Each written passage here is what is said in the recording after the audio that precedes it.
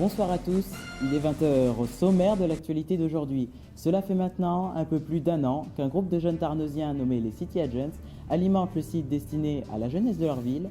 Tutoriels, parodies, reportages, nous ferons le bilan de leur travail en images tout à l'heure.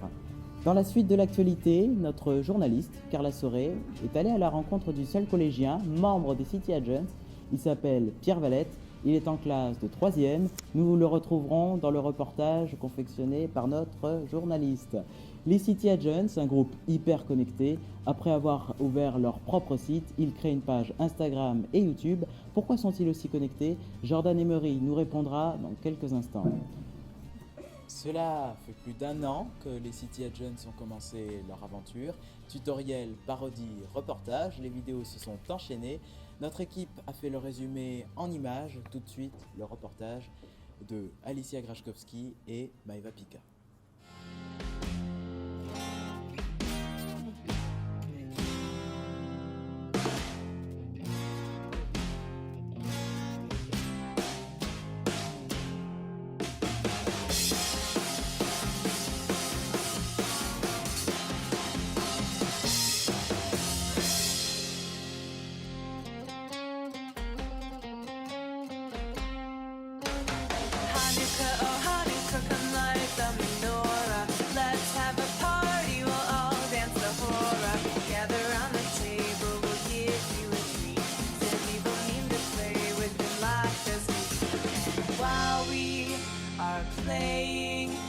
Candles are burning low.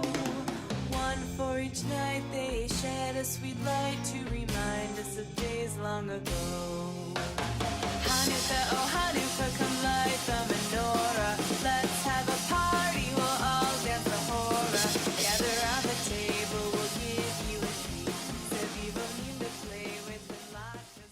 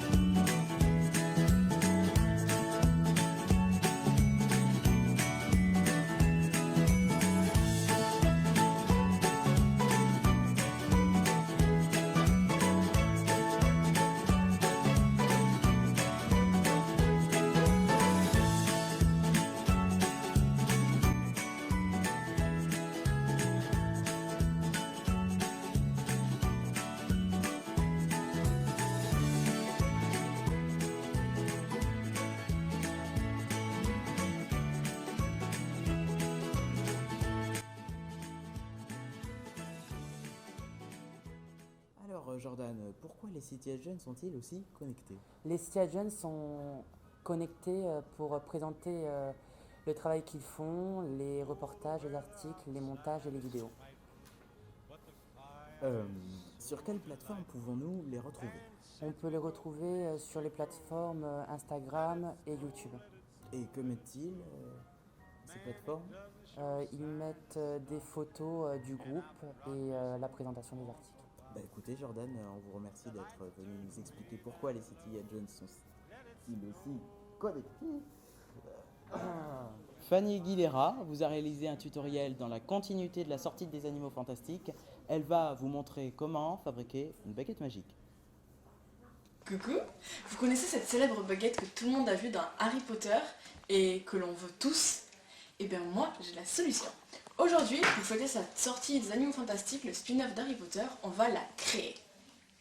Donc pour créer cette baguette, vous aurez besoin d'un bâton d'à peu près 30 cm, ce qui est la taille de la baguette de Suro. Essayez d'en trouver un plutôt fin, vous pouvez le trouver en jardinerie, prenez un tuteur ou quelque chose comme ça. Ensuite, on aura besoin d'un pistolet à colle, vous pouvez en acheter à Jiffy je pense. Celui-là je crois que je l'ai acheté à la foire fouille. Donc un pistolet à colle ainsi que de recharge, on en aura besoin de beaucoup. Puis peinture marron pour peindre la baguette à la fin et blanche. et d'un bâton pour créer les petits points qu'il y a sur la baguette de sureau. C'est bon? Alors, on a les 2 baguettes, on regarde à peu près à quel niveau il y a ça. Et donc on va commencer à...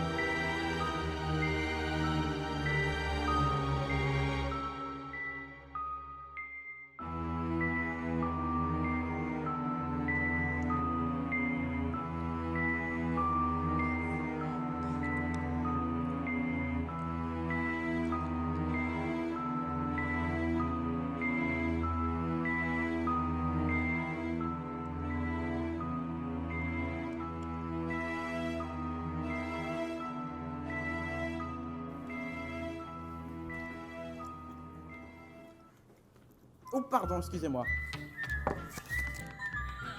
Ah mais arrête. Oh pardon. Donc dans la suite de wow. Pardon. Excusez-nous pour ce petit problème, mais c'est le direct, hein, vous savez. Donc bon. Dans la suite des reportages, nous recevons nos 3 invités, qui, donc des membres, chacun un membre des City Agents, qui vont nous expliquer quelle est leur conception de Noël. Donc Fanny Aguilera, qu'est-ce que Noël pour vous? Pour moi, Noël, c'est surtout un sentiment de nostalgie. On se rappelle de notre enfance à l'approche de cette fête, avec cette atmosphère magique qui nous entourait, et c'est vraiment l'un des moments les plus agréables de l'année. Pour moi, Noël, c'est la famille qu'on retrouve chaque année, ceux qu'on voit pas, ceux qui habitent vraiment trop loin. Et c'est vraiment très convivial, autour d'un repas, des cadeaux, tout va bien. Noël, c'est un bon foie gras qu'on déguste en famille, mais aussi les beaux et gentils enfants qui se déversent de leurs entrailles dans la rue. Vous pensez tous que le Père Noël vient de Coca-Cola? Eh ben non. Les petits. Les City Agents vont vous raconter l'histoire du Père Noël.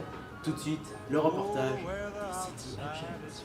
On se retrouve en direct du studio des City Agents et tout de suite nous allons entamer l'histoire de Monsieur le Papa Noël. Tout commence au IIIe siècle en Asie mineure, en ancienne Turquie, avec Nicolas de Myre. Il devient évêque de Myre et s'en poursuit d'une mort atroce qui lui valut l'honneur d'être canonisé et d'ensuite d'être un saint. On le célèbre le 6 décembre. C'est là que les Turcs s'emparent de Myre. Et les Turcs montrent le tombeau aux soldats italiens. Les soldats emmenèrent les ossements jusqu'en Italie. Au XIIe siècle, des chevaliers lorrains vont en Italie. Ils prennent un os et l'emmènent en Lorraine. C'est ainsi que l'on célèbre de la nuit du 5 au 6 décembre, au nord de la France, aux Pays-Bas et en Belgique, Saint-Nicolas. Mais c'est quoi la Saint-Nicolas en fait? Eh bien, selon la tradition, des récompenses pour les enfants obéissants et le père fouettard pour les autres. Mais malheureusement, au VIe siècle, il y a une guerre de religion. Du coup, des chrétiens des Pays-Bas fuient vers le nouveau continent avec dans leur bagage la tradition de la Saint-Nicolas. Saint-Nicolas se dit en néerlandais Sinterklaas. Mais les colons anglais n'arrivent pas à le dire, donc ils le disent Santa Claus. Mais tout à fait, mon petit Maxime. Les familles chrétiennes se disent que ce serait plus chouette que la tournée de Santa Claus corresponde à la naissance de l'enfant Jésus plutôt qu'à la mort de Saint-Nicolas. On décale alors la date à la nuit du 24 décembre. En 1821, Clement Clarke Moore, un pasteur américain, écrit le conte de Noël complété par le caricaturiste Thomas Nark et en 1886, l'écrivain américain George Webster. On décide que l'antre du Père Noël se trouve au pôle Nord en Laponie où il dispose d'une fabrique de jouets. Santa Claus se transforme radicalement. De l'évêque plutôt maigre, il prend du ventre et porte un bonnet. Sa mule devient un attelage de rennes et le père fouettard n'est plus évoqué. Mais surtout, ses habits deviennent rouges avec une fourrure blanche dès 1863. Coca-Cola popularise ce Père Noël en 1931, troquant sa cape et sa robe contre un pantalon et une tunique rouge. L'objectif ? Inciter les gens à boire une boisson fraîche en plein hiver. En fait, Noël, c'est un mélange d'héritage de nombreuses fêtes païennes et religieuses, du dieu soleil en passant par Saint-Nicolas. Et bien voilà, vous savez presque tout sur l'histoire de Noël. Le JT des City Jones, c'est terminé pour ce mois-ci. On vous souhaite tous un joyeux Noël. Et Pierre, c'est quoi son meilleur souvenir de Noël à Pierre? Il est où Pierre? Pas là.